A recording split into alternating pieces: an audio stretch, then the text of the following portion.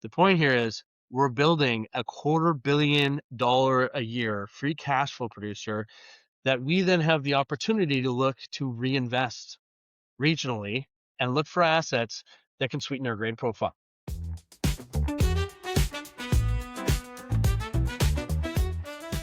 Welcome to the Resource Update. My name is Dan, and today I have the great pleasure of speaking with Mr. Nick Campbell, who is CEO at Mayfair Gold. Welcome, Nick. Thank you very much. Thanks for having me, Daniel. Great. So at PDAC, I met Zyam from the corporate dev side and Drew, your COO. So was pretty impressed. I wanted to have you on and walk through the story for my audience. Sure. Sounds good. Happy to be here. Happy to go through Mayfair. Both Zyam and Drew are key parts of the team, and I'm lucky to be working with those guys. Great. Can you start off and give us a brief description of the company, so your model and your main project? Yeah, so we're advancing the Fenn-Gib Gold Project. This is a project that has been, it's been around for a while, but it's been a secondary asset or even just a non-focus for most of the companies that have been involved in them. It was originally part of Pangea Goldfields. It was acquired by Barrick in 2002. Barrick sold it to Lakeshore Gold in 2012. Lakeshore did a bit of work on it. They were acquired by Tahoe. Tahoe did a little bit of work on it. They were acquired by Pan American Silver. And then we bought the asset out of Pan American. We closed that transaction in 2020. We did the most drilling on it. We put another 200,000 meters of drilling onto it. When I say we, I mean it was Mayfair Gold before my time. We proved up a scale gold resource. And for us, the scale gold resource is a 4.3 million ounce indicated gold resource. And it's a unique asset. And I spent quite a bit of, my entire career has been in the mining space, but what makes Fenn-Gib unique is that it has incredible access and infrastructure that already connects the mine site. It's on Highway 101. You literally drive off the highway onto the deposit.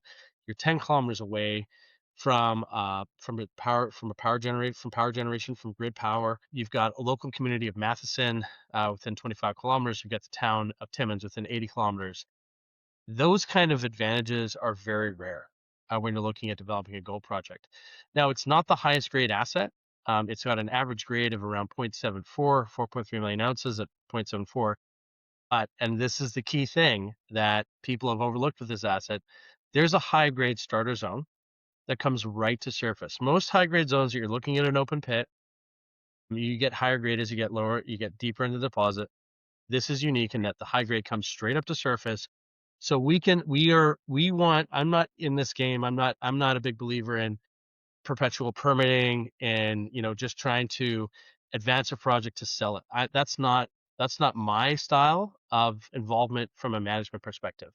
I want to be part of things that are built. And so I brought on the team. You met Drew Anwyll in Toronto. Drew is a rare breed in the mining space in that he is a serial mine builder. He has built mines all over the world. He's built mines in the Timmins area. He's built mines in Africa. He's built mines in Papua New Guinea. He's built mines in the Solomon Islands. He's also extremely unique in that he's recently gone through a successful permitting process of generation mining. So you need to be able to permit mines. You need to be able to have the know-how to be able to properly get ready to start construction, and you need to have the know-how to be able to build and then operate. We have all those components within the company. We're here to build a mine. We've defined a mine that we can build quickly with low capex and get through the permitting process faster than almost anybody else. And that's because we've designed the mine to be small, to focus on this high grade zone, get it into production fairly quickly. We think we can get this into production in the next 4 years, and then use that free cash flow to then look at other opportunities for growth. And we can go in this conversation, we can tell you about how we see this asset growing over time. It's not necessarily related to expanding the throughput of the asset. It's also looking at regional opportunities to sweeten the grade profile, increase the grade, and increase your production profile. Okay, that's a great overview. I think it's a good bridge. Are you able to walk us through some of your experience? I know you're at Artemis and a few other notable names. Yeah, so I'm a finance guy, for better or for worse, and I'd say it's a little bit my career's a little bit backward in that I started my career as a mining analyst. I know much more about mining today than I did when I was a mining analyst. But I was a mining analyst for 10 years. I went corporate in 2013. I was the CFO of Gold Source Mines. But I'd say more relevant, was I was the executive vice president of business development for Silvercrest Metals. Silvercrest, I was involved when it was a $15 million market cap company. Actually, it was a $5 million market cap company when I first got started. When I left, it was about a $1.5 billion market cap company. When I left Silvercrest in June 2020 and I joined Artemis Gold in August 2020, I think I was the fifth or sixth employee brought on there. I searched out Artemis to join that company. When I joined Artemis, it was about a $400 million market cap company. Today, it's about a $8 or $9 billion market cap company.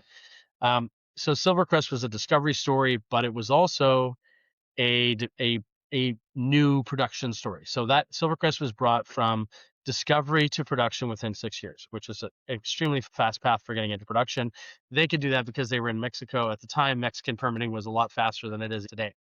At Artemis, it was purely an execution story. They acquired the Blackwater mine from New Gold. They applied the staged development to getting that asset in production. Instead of going straight for a big mine, they started off with a small mine that targeted a high grade zone, not unlike what we're doing at Mayfair Gold. There are some similarities between the Fenn-Gib Gold Project and the Blackwater Project. The Blackwater Project is a better project. It's got a very low strip ratio.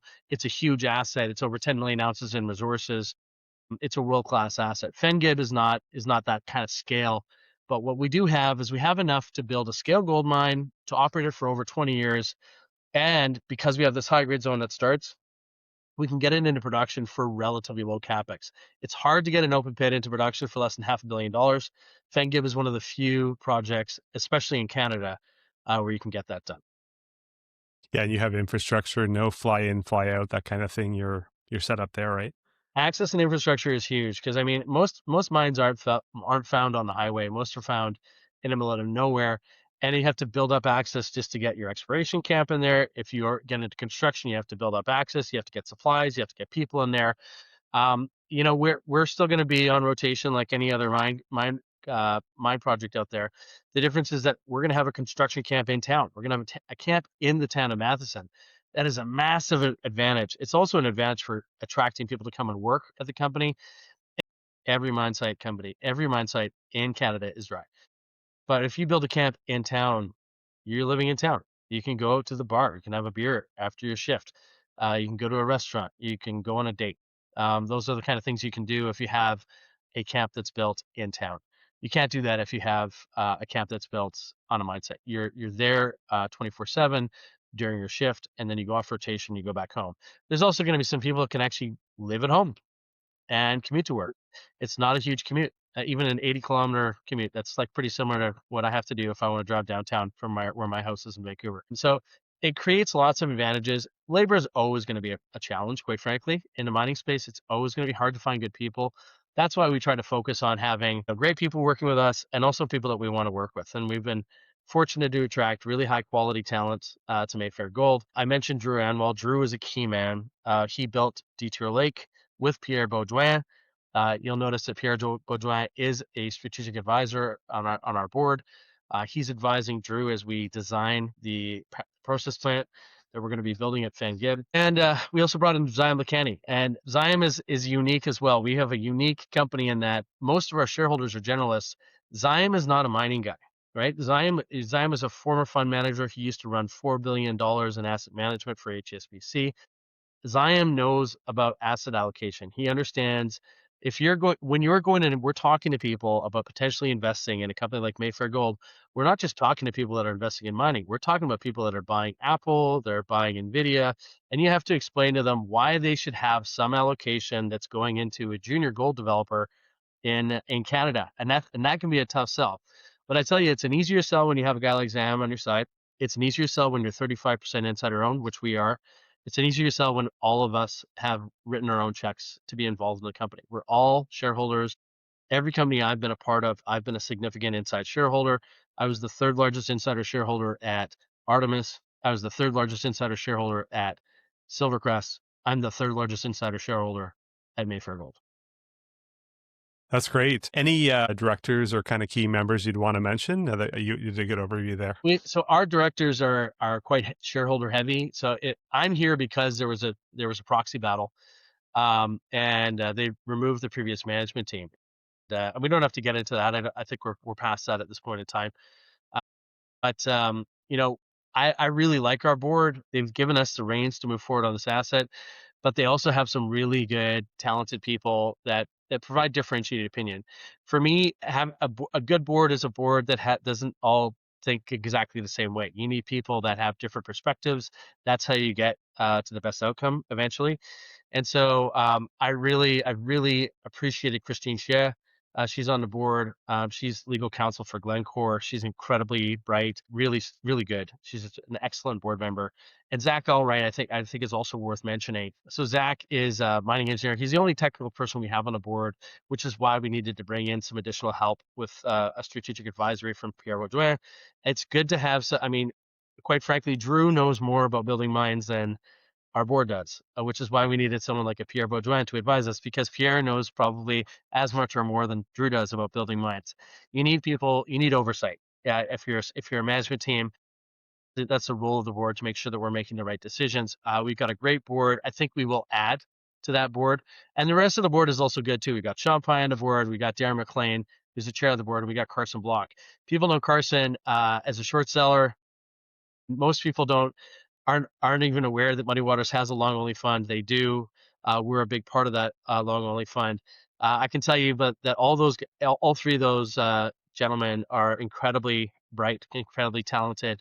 They ask really good questions, and they've helped to shape our approach to this project, which I think they've really bought into, which is we have designed a project that can get permitted quickly, that can get in production for a limited amount of capex, and we're designing it to be, and to be clear, every mining project in the world is incredibly risky and challenging. It's hard to build mines, but we've designed a project that has probably the least amount of risk of almost any other technical build out there, because of the access, because of the infrastructure, and because we're starting off with a 4,800 ton per day open pit. A 4,800 ton per day underground mine is very challenging to execute well. A 4,800 ton per day open pit, it's not very challenging. It's not as challenging as some of the other builds out there. Yeah, I was going to ask about how shallow the mineralization is, but I guess with the open pit, it's fairly shallow. We actually did a pit design that was based on a much bigger resource area getting exploited, about 3.5 million ounces. That goes down to about 350 meters.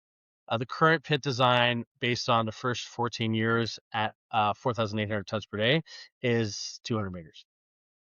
So very, very manageable. So you gave us a good chunk on the Fenn-Gib project. Is there anything else that you would want to add, like maybe land package around? How much of it have you explored? So there's lots of upside to Fenn-Gib. There is some constraint about how we can drill it right now, and this is a good lead in to new aspects to the story. So we have a 4.3 million ounce resource. We can move forward on that. We can build a mine. We can support a mine with that resource. But you still want to see what the potential of the land package is.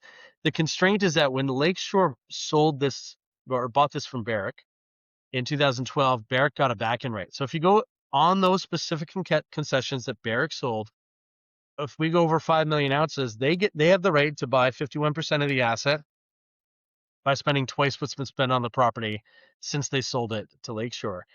Today, that'd be about 175 million bucks, right? So I'm not interested in selling 51% of the asset for 175 million in cash. This isn't a Barrick asset, but we are in a different gold price environment than we ever have been before. And I would hate to lose control of this asset for $175 million. It's not worth it. It's not why I'm here. So we're not doing any drilling on the Barrick concessions. That will expire in 2032. But there's still upside. The upside, and last year we didn't really focus on the exploration leverage aspect of the story. And the reason why that's so interesting for Fenn-Gib is because we have this asset that is inherently not a high-grade open pit. A 0.74 gram per ton open pit is not a high-grade open pit. Having a 1.5 gram per ton starter zone is great. That's actually that's a very good grade for an open pit. But longer term, we are going to eat through that higher grade zone, and we're going to end up with a lower grade resource, which we're still going to want to potentially exploit. Now, what we can do instead of looking to expand it and build and develop that lower grade resource is we can look for regional opportunities that are higher grade than what we already have in our asset. We're always going to be able to fill a mill with what we have on site. But if we can find something that's 2.5 grams or 3 grams in proximity, 4-gram underground target, that is a great way for us to sweeten the grade profile and create production growth and enhance the economics of the asset without having to go and build another mill. And permitting, the critical thing for permitting is your mill. It's not building a quarry. It's not building an underground mine. It's where you're doing the processing. That's where all the chemicals are. That's where all the reagents are. That's where all of your, that's where most of your water usage goes in, and your water disposal goes in. So really for us, there's a huge advantage for building this critical mass of a centroid permitting complex, and then feeding that in with higher grade regional opportunities. So that comes into the South Block. The South Block is completely separate from our North Block, which hosts our resource. It's on the Porcupine Destor Fault. This is the most important structure in the Timmins Gold Camp. It's produced over 70 million ounces of gold historically. It has been drilled in the past, but they were largely looking at kimberlites. And so the previous CEO was before, in a former life, he was the CEO of Mountain Province Diamonds. They were largely looking at kimberlites in the Southern Block, which are what hosts diamonds.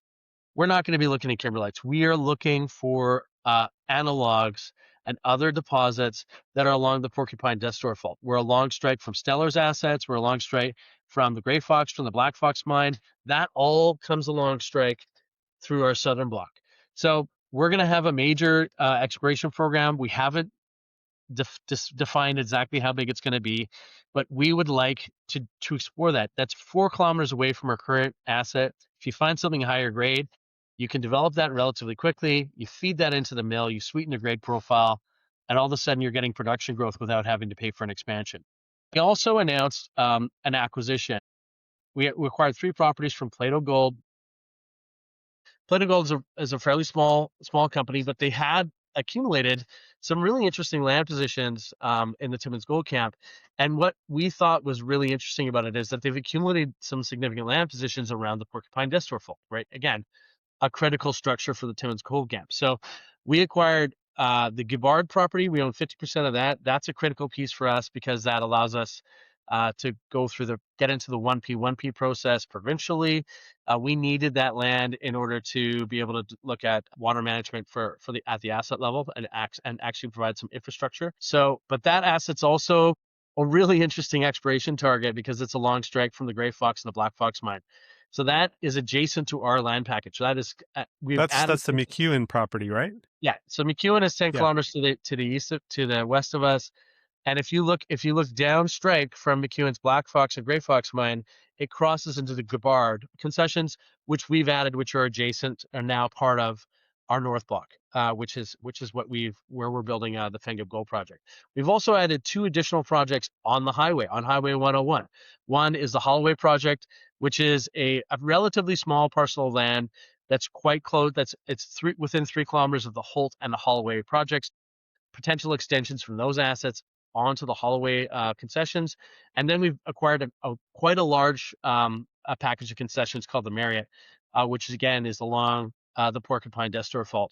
And so there's a rationale behind this. Part of the rationale is we added Guibord because it gives us access to land that we need for on-site infrastructure to support permitting for the project. It also gives us an exploration target that's within 5 kilometers of the Fenn-Gib Gold Project. And it also has access to the highway. A different highway gives you access to that project. Access, exploration, something we can bring to site pretty quickly. You look at Hollaway, it's on the highway, it's on the Porcupine Destor Fault. You look at Marriott, it's on the highway, it's on the Porcupine Destor Fault.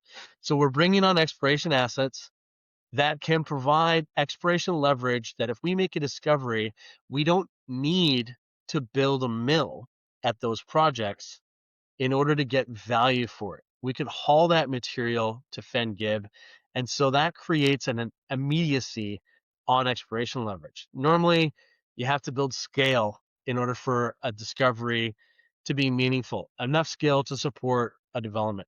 It's different. There's a completely different permitting pathway if you're building a mine and just a mine versus if you're building a mine and a mill. The mill is what's going to be the biggest hurdle for getting your permits in place. By looking at these on highway, on the Porcupine Destory faults, new exploration targets, it allows us to potentially make a discovery and then wrap that in with our development at Fenn-Gib, create some growth without having to look at an expansion of the mill by supplanting our lower grade material with higher grade regional material. That's great. So you can potentially kind of backfill later years of the study. The hurdle rate is lower. I get it.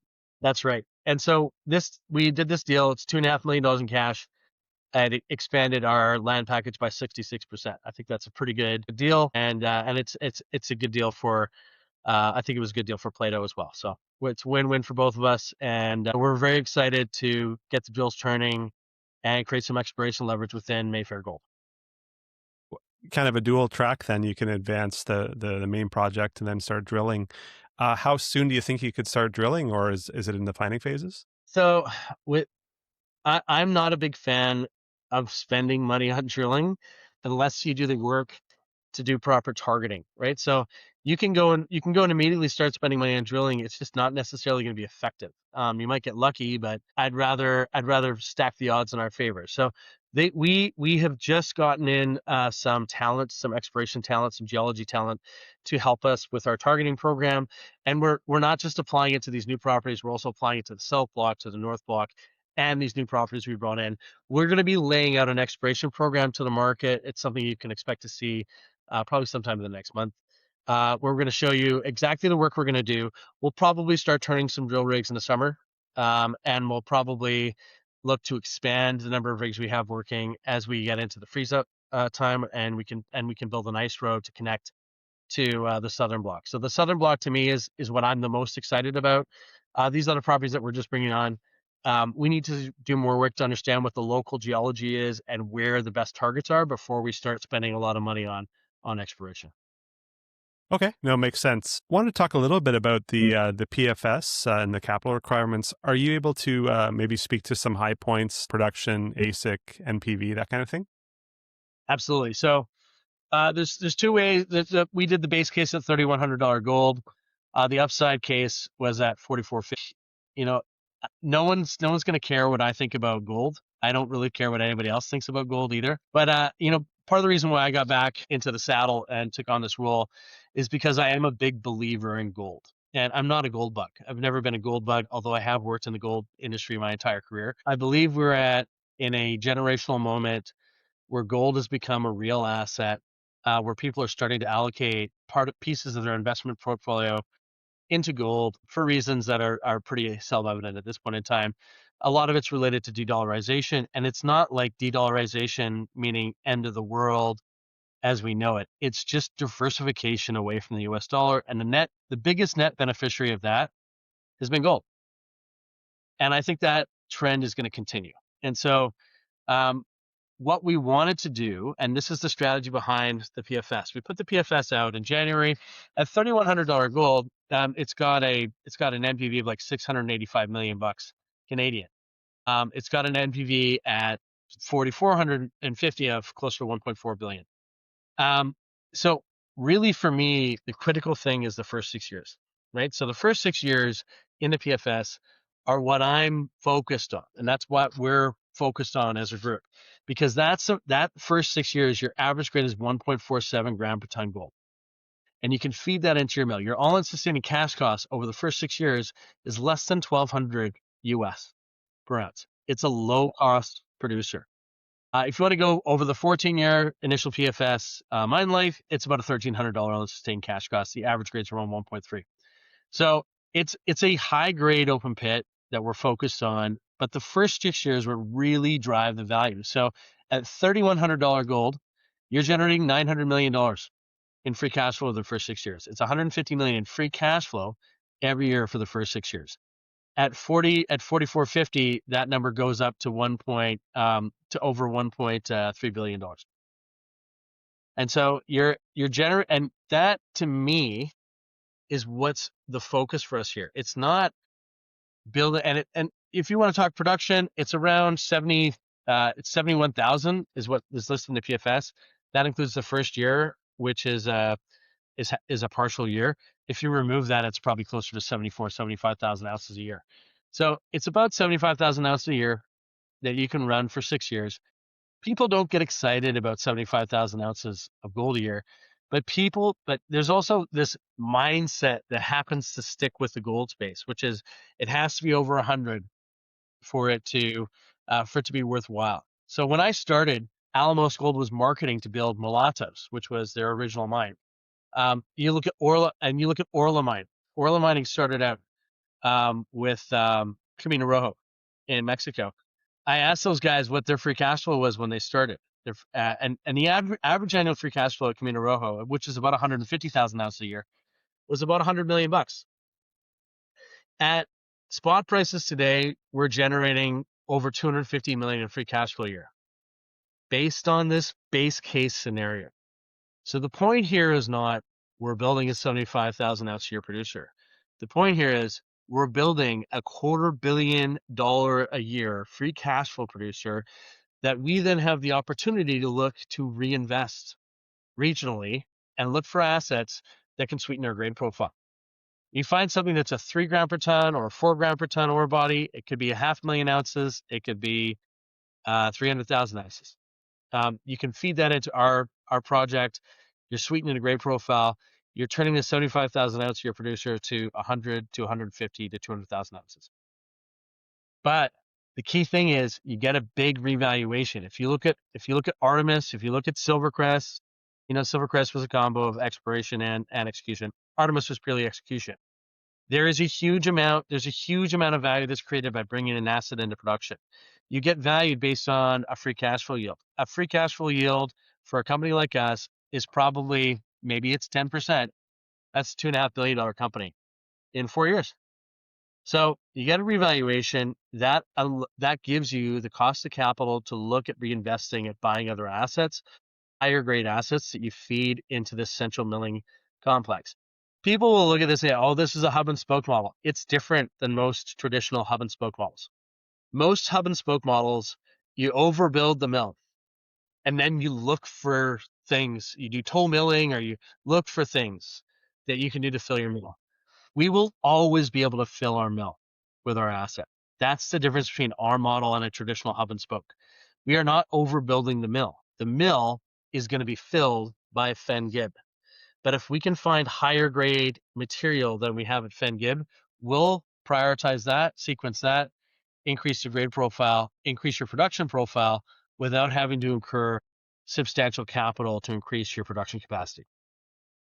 That's interesting. So really you kind of have a base, and then if you're able to improve upon it with satellites or what have you, then great. But if not, you're still in good shape. We can still run this and the asset works. The asset's going to work even at 3,100. It'll still work at 2,500. You're not going to make as much money, but you're going to be in production and you're going to generate free cash flow. Yeah, no, I think cash flow is the key thing. It's with the multiple and it's a great point. I mean, when you talk about the ounces, it's really more so about the cash flow. Cash flow gives you flexibility. With cash flow, if we don't get a revaluation, I can buy my stock back. If we're getting a great valuation, we can use our share price to go and buy other assets and feed that into our mill. There's a lot of flexibility that you get with free cash flow. Right. On your capex, I think it's about 450 million. That includes a 26% contingency.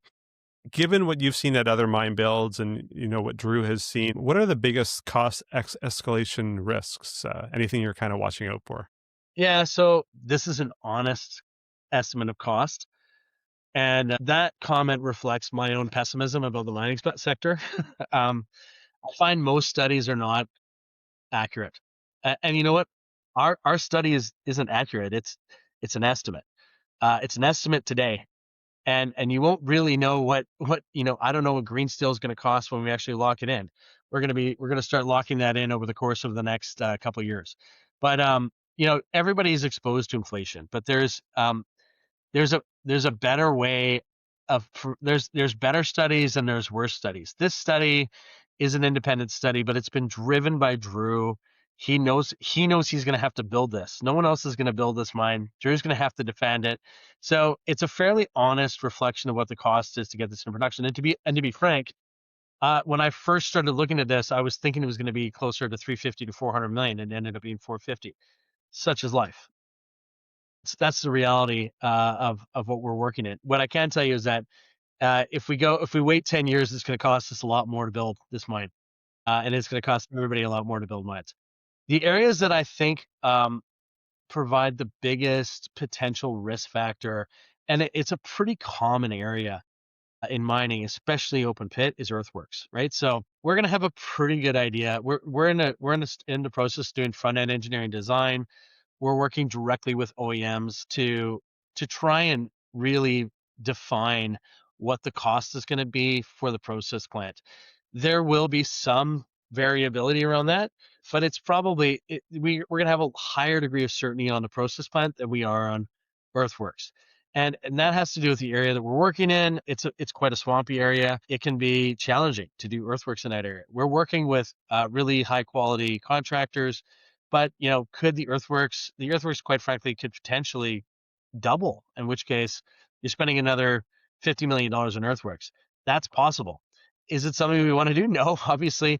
We're gonna do our best to manage that, but there's only so much management you can do. You have to get in there and start doing the work and seeing what your productivity is like. Just think about it this way: you have a truckload, it's full. How much of that is water, and how much of that is your rock, right? When you're working in an environment like this, that's going to be variable. And so whatever your productivity is, that has been estimated to the best of our abilities. And it could be that we can work really well. We're working with the same guys that that were the eventual preferred contractor at Côté. And Côté was way more challenging than our build, was challenging earthworks. And if you look at most of the design, the areas where companies end up having serious cost control issues, there's a couple of things that you can do. You can do really bad site investigation work. So you don't do enough drilling around your TSF. You don't know what's underneath there. There could be a separate structure that's running through it that you weren't aware of. You end up having to do a lot more earthworks in order to provide for your process plant area. There's a whole bunch of things that you do ahead of time that costs money. That's what we're doing. We're spending money right now on site investigation. That is all about de-risking. It's about giving us the most information possible before we start construction. The fewer surprises you have, because there's always going to be surprises when you start construction, the less likely you're going to have a cost overrun. But earthworks, generally speaking, because earthworks it's not just your pit, it's also your tailing storage facility. So the two biggest drivers are going to be earthworks around your pit, but really the biggest one is your TSF. That is something you can't make a mistake on. You have to do properly. That's why you have to do proper site investigation work, and that's why you have to have all your ducks in a row before you start working on your TSF to get the earthworks done properly. We'll see how it goes when we get going. We're gonna try and prepare to the best of our ability. The nice thing is we're not building a huge mine. The bigger the mine, the bigger the TSF you have to build. The bigger the pre-strip you have to do. We don't have to do that much of that. That's still all factored into our 450 million initial capex estimate. But yeah, if there's one thing that I'll probably lose sleep over until it gets done, it's going to be the earthworks costs as part of that initial capex. Okay, it's good to know that you're kind of doing the prep work ahead of time, and then there's less surprises as you move to production. Yeah, I mean the biggest thing is maintaining schedule. If you can maintain your schedule, you're doing a good job. On permitting, you touched on this a little bit earlier, but I understand that you're in the provincial and the Ontario process. Can you talk about that? Yeah, so we provided our notice of project status, which is basically you're waving your arms at the provincial government that we want to start permitting and get ready for construction. So in it, and I spent a lot of time on permitting. A lot of people will talk about understanding the permitting process. It's something that it's really driven the strategy behind getting this asset in production. So we designed this asset at 4,800 tons per day so we can fit under the provincial permitting process. And I don't know if you saw that, but Ontario was recently voted as the second best jurisdiction in the world to invest in. and the best jurisdiction to invest in Canada. And I think a big part of that is the provincial government. So the provincial government has created this new process called the 1P process, one project, one process. And so what that allows you to do is, if you think about, I'm applying for a mine permit, you're not applying for a permit from the Ontario provincial government. You're applying it from the Ministry of Environment. You're applying for the Ministry of Mines, the Ministry of Natural Resources, the Ministry of Forest. Like, we have to get a forestry permit because we have to do deforestation as part of our part of building a mine. There's a whole bunch of different ministries that you have to engage with. They often ask the same questions, but there's usually a sequence. I've got to talk to these guys, and after that I talk to these guys, and after that I talk to these guys. So what they've done is they've said, we're going to create this process where we're going to liaise with these different groups, and we're going to try to cut our permitting timelines in half. Permitting in Ontario for a provincial size permit should be around 3 years. They're targeting 18 months. So if you get into the 1P process, what they're saying is, we think we can get you fully permitted in 18 months. So we've been talking to the provincial government. They've given us an indication about what we need to do in order to get into the 1P process. We're confident that we should be able to get into that process. We're doing what they've told us to do. We think we can get in there probably in the summertime, in which case that puts us on track to be fully permitted by early 2028. So I think we're trying to put ourselves in a position that so we can go through this quickly, get this permitted in 2028, start construction in late 2028, and get this mine into production by 2030. And I think that's what the government wants too, right? This is a challenging time in Canada. It's a time where it can be challenging and hard to attract foreign direct investment, especially when our manufacturing businesses are getting assaulted by trade tariffs and things like that.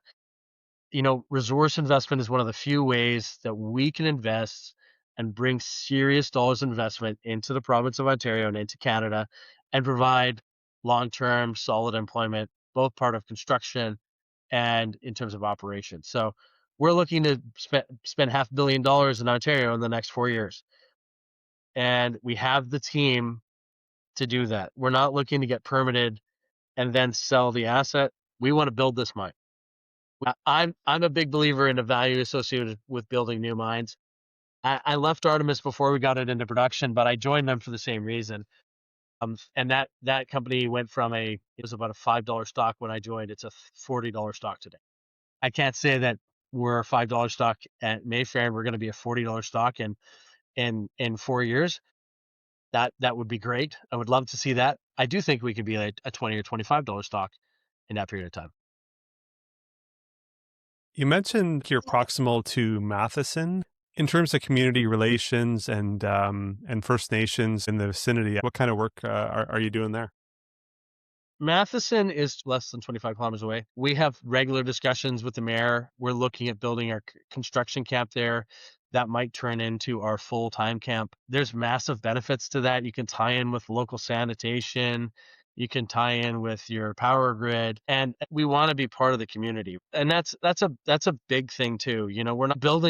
We're building a new economy up near the town of Matheson that we think can be in operation for the next 25, 30 years, maybe longer, depending on how things go, right? So we're going to be part of the community. They've been great. They've been really open to working with us. Whenever we're dealing with any local community, whether or not it's a First Nation or it's a local town, the key thing is not to overpromise. Like, I mean, if you get into a situation where you say you can do the world for them and then you don't, you're just creating a negative relationship, and not just for us, but also for anybody in the future. You want to create deliverable outcomes, and those outcomes are going to be based on de-risking. For us, we're going to spend a lot of money on capital, and I'm capital conscious right now because I don't have a source of capital other than by tapping the market. And so you don't want to be spending a lot of money up front. We do have a regional charitable sort of giving program where we can help support local initiatives, local charities, nonprofits around things like education, community sponsorship, community programs, anything athletic. There's specific programs that will support and specific things we won't, but we do want to be helping the community show that we're part of it and giving back. That makes But sense. And I mean, it's not like you're in an area that's new to mining. It's a pretty well established. and I mean, McEwen Mining is operating in and around them. You got the Porcupine Complex, which is up and running by Discovery Silver, which is down the road in Timmins. Holt used to be up and running, which is 40 kilometers down the road from us. You've got Onyx to the north west of us. You've got Stellar to the east of us. There's lots of activity going on in the area. To be fair, with success, we're going to be increasing the local population in this area by at least 250 people on a fairly permanent basis, because there's going to be workers coming in and out. You have to make sure that there's adequate medical facilities on site. If there's a problem on site, we need to bring people into town to get help. That also means that facility is no longer able to support other people in the area. So you have to make sure you're providing support as you grow, providing additional resources to help support the local community. It's a delicate balance, but it's also, I think it's one of the neat aspects of building a mine. Your community enhancement should be one of the goals of investing in resources. If you can invest in resources and that brings value to the community, it improves their quality of life, it includes their access to infrastructure, that should make everyone involved feel good. It makes sense. I'll jump over now to financing. So it's 450 million Canadian is what's listed in your most recent study. What are your thoughts on financing mix? What would you look at in terms of debt versus equity or royalties or streams? What are your ideas there? I usually like to respond with a 100% royalty, which is not at all what I want to do. I'm going to say never, because you never know. My least favored approach to funding this is a royalty. And the reason for that is royalties never go away. They impair your asset life of mine. They can be a great way. And so when I was at Artemis, I was one who suggested them selling a silver stream off of their asset. I did that because nobody even knew that they produced silver. so and they got a lot of capital in exchange for selling their silver, which nobody really gave them value for. There's no silver leverage in that story. Maybe there would be a little more today at these kind of silver prices. But at the time, it was a great way to finance the cost of capital. Today, that would be an incredibly expensive cost of capital because of what's happened with silver. So it's an example of something that at the time looked great, and today maybe doesn't look so great. But to be fair, they got a massive revaluation in the market, and it solved a huge chunk of capital for them to get into production. I think that ends up being a win-win, right? But I don't want to do that. So this is not a big build in terms of the cost of building it. 450 Canadian is a lot of money. To be fair, I've raised about $1 billion in equity over the course of the last 10 years at various different companies. We're sitting at $35 million in the bank right now. We don't need to raise money right now. What we'd like to do is we'd like to get better cost of capital, de-risk the asset, show people that we can get this permitted quickly, get this into production. We're gonna have to unlock some of that de-risking. The reason why we did the last financing the size that we did was to give ourselves a couple of years before we needed to come back to the market. So we're fully funded this year. We don't need to come back to the market this year. That doesn't mean we won't come back to the market this year. It just means that we can be opportunistic about when we come back to the market. I think we'll probably raise about 250 million in equity to get funded, right? We'll file a base shelf prospectus to support that. That doesn't mean we're going to raise 250 million tomorrow. It just means that it gives us a flexibility on when to raise 250 million in equity. The rest I would like to raise in debt. And I think that's a reasonable amount. So that ends up being about 300 million in debt and 250 in equity. 150 of that equity goes towards project financing, and 100 million in equity goes towards paying for overhead, going through the permitting process, and providing working capital before we get into production. So 300 million in debt, 250 million in equity, fully funded from here until we start pouring gold. Oh yeah, so all inclusive then. Okay. In terms of your neighbors around you, you spoke a little bit about this. Is having your own mill the only way to go, or is there a toll milling type scenario, or does that not make sense? Not for us. Um, there's lots of mills in the area. There's not a lot of mills that have our scale. None of the mills are designed to process our material. We need a specific process flow sheet to process Fenn-Gib material.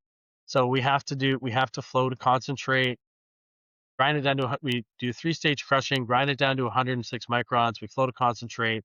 We put that through a high intensity grinding circuit. That gets us down to around 13 to 15 microns. Then we do a CIL. We need to do that to liberate the gold because of the metallurgy of our project. We also don't want to work with a mill that's too far away from us. We have a low grade asset. We also have a scale gold asset. It's a scale open pit gold project. Most of the gold projects in the area are underground. So you can look, like, there's the Holt mill, 3,000 tons per day, too small, not designed for our material. It's shuttered. Uh, it doesn't make sense for us to work. You got Bell Creek. Bell Creek has some excess capacity. I think there's about 1,200 tons per day of excess capacity. Ultimately, I've never seen a toll milling agreement favor the miner. Never once. I've often see it favor the miller. So this is the big difference between us, and this is part of the reason why the hub and spoke works so well for us. If you build a 5,000 ton per day mill and you have to feed it from an underground mine, you're going to be in trouble unless you have a really excellent underground asset.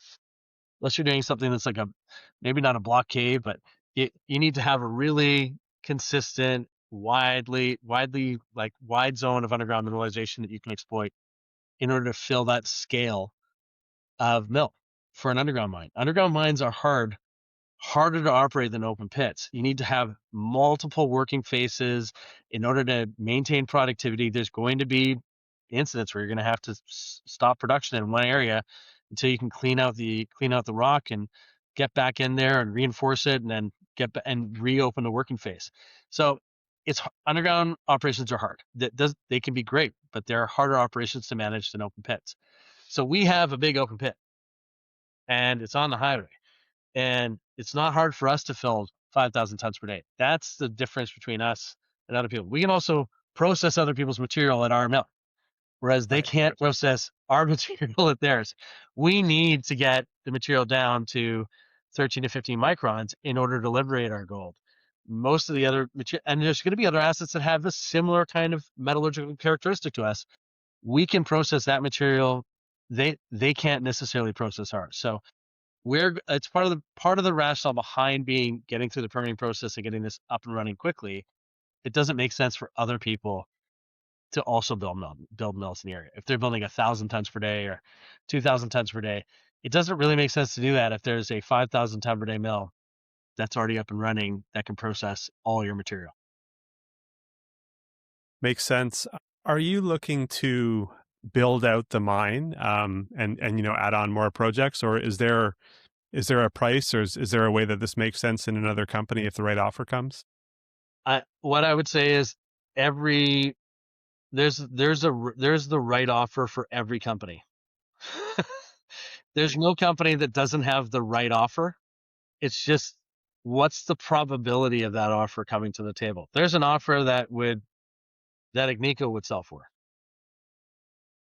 but Yeah. I don't think anyone's paying it. But so for us, really what it is when we want to build, I think really when we start down the process of getting this built, no one's going to want someone else to build it. Drew is one of the best people you're going to find to build this mine. Drew was well sought after. I was lucky to be able to work with Drew. And I was only able to get Drew to join me because I said we were going to build a mine together, and I want to do it. Now, that being said, if someone were to come and offer a price that my shareholders would want to say yes to, then that would happen. But we do control the destiny of our company a little more than most people do because we're 35% insider owned. we have commitments from Muddy Waters, from Heaney Capital, from Oak Tree to fund us into production, because the value creation associated with creating a new producer in Canada in this gold cycle is huge. And we want to capture that revaluation. Now, if someone would offer us, like we're trading at $250 million, if someone would offer us $1 billion today, I mean, we're probably going to sell. And I'm happy to do that. I'm going to make a lot of money. I own a lot of stock. I'm going to do well, and I'll go find something else to do. But that's not the best way to get value in an M&A scenario is to show people you can do it yourself. We are going to do this ourselves. I think the most logical thing is that we're going to build this. We're going to add more projects, meaning more regional projects that can feed into this. And then someone's going to decide they want to do the rest. So I think we can probably turn this into somewhere between 100 to 200,000 ounce a year producer on our own. And then then somebody else might decide that they want to buy us out because they see the potential to turn it into a 400,000 ounce a year producer. And that's Gotcha. probably that might be 4 years away. It might be 6 years away. It could be 2 years away. It'll depend on how well we do, and it'll depend on the market. It's not going to change our strategy, though. Our strategy is we need to get this through permitting. We need to de-risk the asset. We need to get ready to start construction. We need to do exploration and look at regional opportunities that can improve the economics of the asset. If we do all that well, we're going to do well. If someone wants to acquire us, all of our shareholders are going to do well. And then we can go and do it again. Sounds good. In terms of share structure, you have 66.8 million shares or so outstanding, which is pretty tight structure for the resource that you have at 4.3 million ounces. How are you thinking about future share issuance as you move toward financing? Well, we did a consolidation in order to be able to list on the New York Stock Exchange. We haven't talked about it, but we got a wicked ticker on the NYSE American, which is mine, MINE. You have to issue capital to be able to move things forward. I'll say we made a mistake in the last deal that we did, and it was my mistake.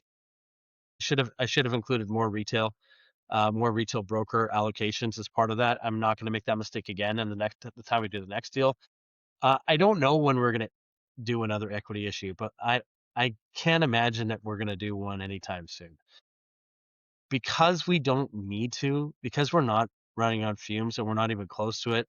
We're funded well into mid next year. I'd rather get some exploration done. I'd rather get into the 1P process. We've been having discussions with the Abitibi-Anishinaabe, and we're going to have discussions with other nations in the area. We want to try and make progress with them. And those are inherently challenging, but at the same time, it's what we'd like to do. We'd like to get agreements in place. We want this to be a successful build for all the communities that are affected by our development. So that's a very non-committal, convoluted answer to your question, but the answer is we're not cash flowing. We're going to have to issue equity. We're going to issue equity and we're going to be opportunistic about it. Sometimes you end up doing a deal when it may not feel like it's exactly the right time, but if there's a good strategic rationale for it, maybe we do it. Or we give ourselves some time, we further de-risk the asset, we start to get some exploration leverage and show that there's legs to this resource potential, and you're going to get paid in the market if you can show that there's more ounces to be found in this property package, especially if they're higher grade ounces. If we can make any kind of discovery that shows there's potential grade, it's going to help with our cost of capital. In terms of management alignment, can you talk about key management and board ownership in terms of shares and how that's predominantly structured? If those are from the open market or options, RSUs? Well, we get a traditional option package. The previous management team, like that's part of what ended the previous management team, was a difference of opinion between the board and option, and how options were allocated. Ours is based on a 10% rolling plan. We get an annual option package, right? I bought more stock either in deals or on the board than I have in terms of options. So I've put about $2.2 million of hard dollars into the company since October 2024. That includes two financings. About half of that were in financings, and half I bought on the board. So I've been a buyer on the board. You can look. I and you may despair at the average price that I've got on my recent purchases, because my recent purchases were all done with a 5 handle on it. And we're trading at in the low fours now. So, but that doesn't matter to me, because I'm not buying stock on the basis that I'm making a month trade or 2 month trade. Like, in my mind, I'm buying $25 stock for $5. That's a great trade. But that's what I think I can unlock over the course of the next 4 years. And when I say I mean we the team. So I put 2.2 million into the company. You look at Zyam Lakhani, he's bought a lot personally. If you look overall insiders, we've put over $19 million into the company since October 2024. It's rare to see that level of buying from insiders, especially when gold prices are doing this well, right? So we had an interesting time last year. It was a transition year, and today our shareholder registry, I think, has bought into our strategy. Last year they hadn't. There's a big difference between saying you're going to drill and sell a company and we're going to build a mine. Not everybody believes in building mines. It's a high risk business. From my perspective, every company, my last two companies, Artemis built a mine, incredibly successful. Silvercrest built a mine, incredibly successful. Mayfair, we're going to build a mine, we're going to be successful. So I always like to have a significant equity investment. This is also why I'm okay if we get acquired. Get acquired, I'm going to make a bunch of money, and then I can go and find something else to do. I think Drew and I and everyone here, we all want to build a mine. That's really what we want to do. We want to build it. We know that we can unlock a huge amount of value by doing it. Drew has put money into the company. You look at like Muddy Waters, Keeney Capital, Nick Campbell, Zyam Lakhani, Drew Anwyll. We've all bought stock on the board in the last 6 months. I think with the new candidates that we bring into the company, I think you'll see them participate and buy stock. And so that's a big part of our brand. It's a big part of my brand. My brand has always been invest in the company. That's how I've created wealth for myself.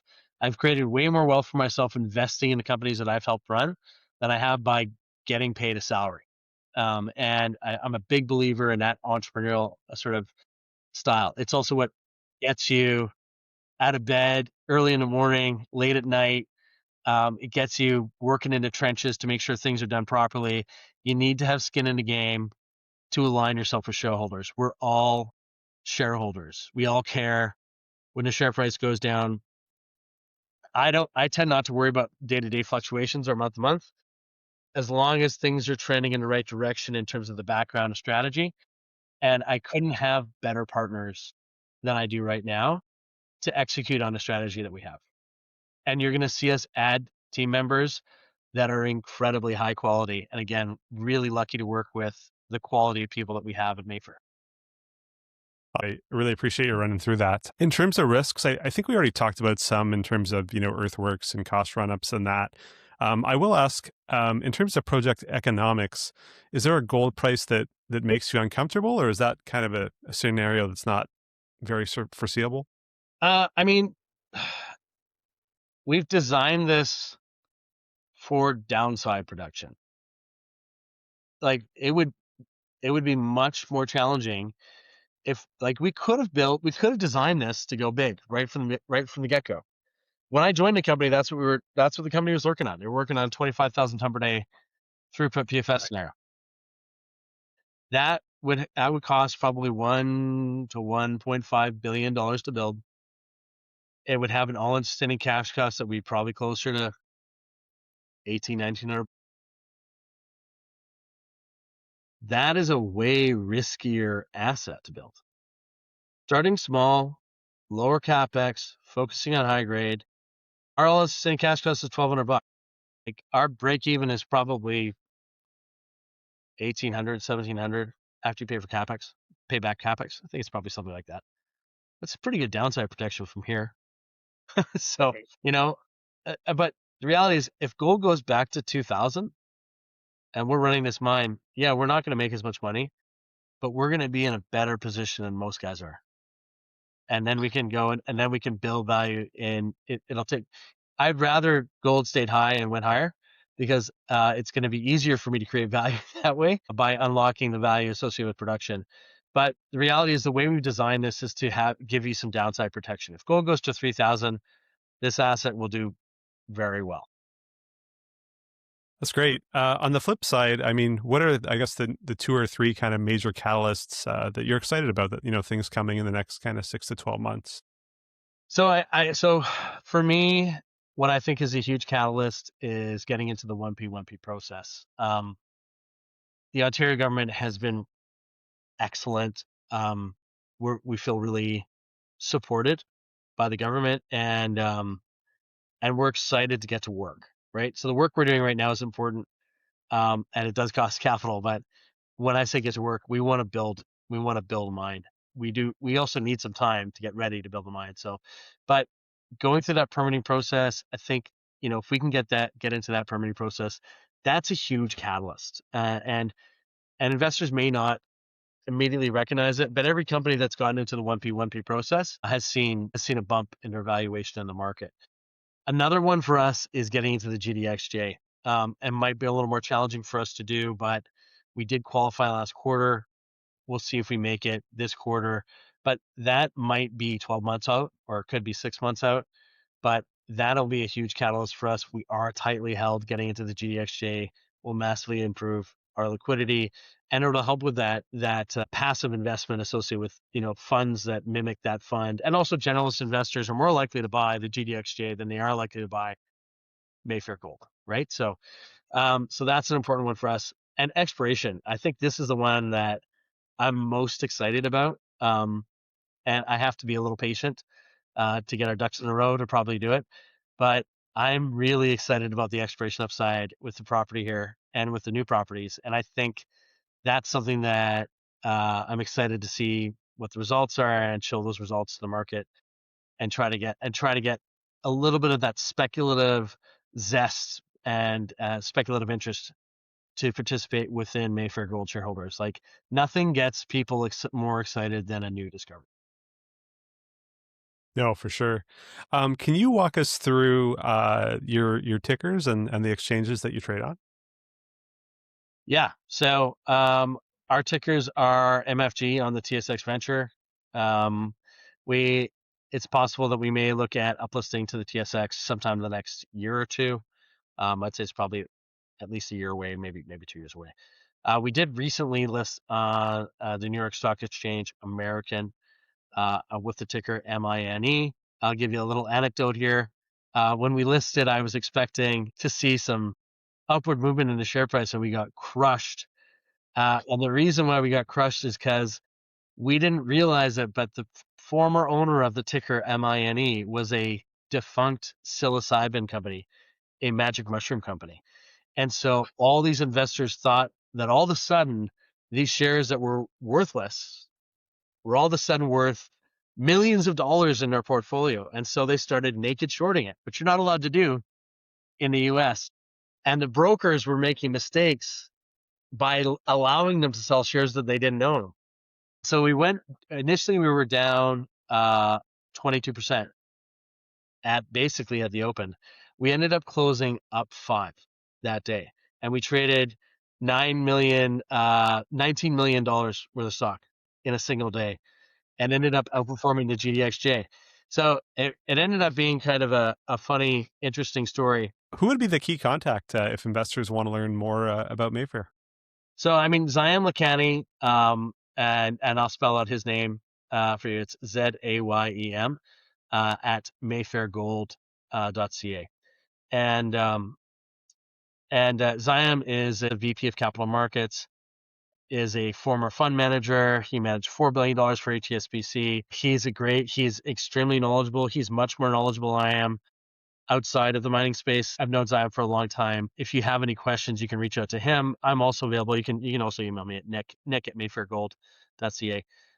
We're both good contacts. Zyam's going to be more available than I am, but we're both people that you can reach out to. If you have any questions, let us know. We'd love to get new shareholders in the registry. Nothing is better than getting new people into a story and making them money. So that's what we're here to do. Agreed. Well, Nick, I want to thank you for walking us through the story today. We covered a lot of ground, and I'll be watching, and hopefully you'll come on in the future, and we can talk about some of these catalysts as they carry through. Absolutely. Sounds good. Cheers. Great. Thanks.